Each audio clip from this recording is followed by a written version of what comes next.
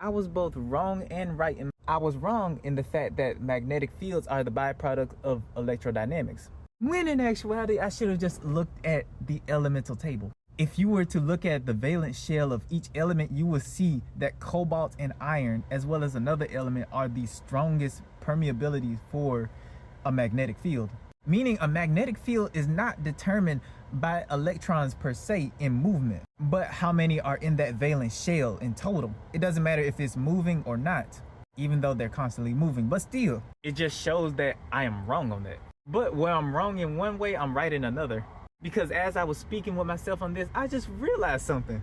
When you decompress a metal and you have that metal experience extremely low pressures, it turns into a liquid.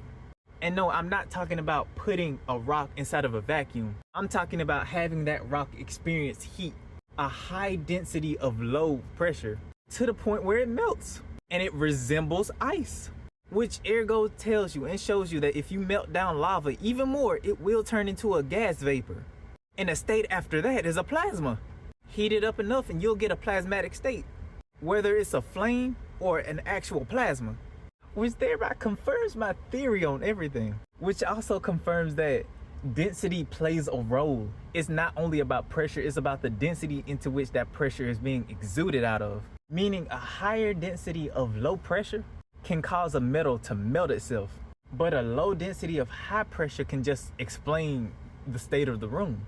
Like, yeah, out there right now, there is a bunch of low pressure right now. Out there right now, there's a bunch of high pressure right now. But because there's a lower density of it, because they're air molecules, you don't really feel it.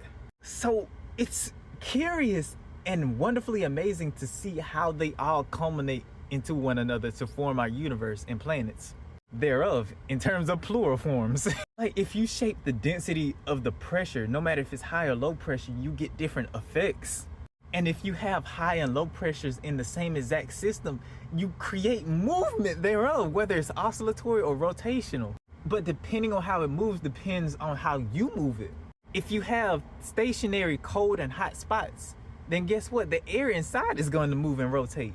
But if you rotate the outside, guess what? The fluid inside is going to oscillate naturally because of the fact that you don't have to impart any oscillatory movement on the inside. The heat and cold spots on that temperature wheel is what's causing the fluid inside to experience constant hot and cold regions, which causes it to oscillate back and forth, back and forth, back and forth. You feel what I'm saying?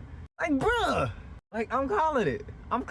Like, some of this is just regurgitation. It's just how it works. And the only thing that people just do not know is how our consciousness interacts with all of these pressure movements. We have electric fields, we have magnetic fields, we have pressure, and we have density of said pressure.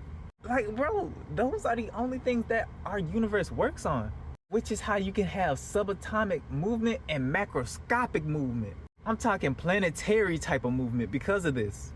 Like, bro, do y'all not realize how, bro, the universe's language and how it works is science. So I hope that we all can just learn to listen. 333, sounded like a pteranodon. As always, stay peaceful, blessed of miracle. Don't know that you will well appreciate what taken care of by the divine and what above all, a high source God as well as ever that truly and genuinely and natively cares about you deep within their souls. Always remember that here you are loved. We care about you here if no one else does. We do. I do know that no matter what, we are always here to get that listening ear. Don't be afraid to talk to us. Don't be afraid to talk with us. Community tabs on YouTube. Hit it up. You don't even have to follow. As long as you feel as though this is a safe place for you, we'll welcome you with open arms. And do not forget to smile. You are loved. And we love you. Mwah, mwah. Father loves you, okay? Now come in for this. Yeah, come in. Even though I'm Granddaddy Trez, but come in. And it's always a shady sound.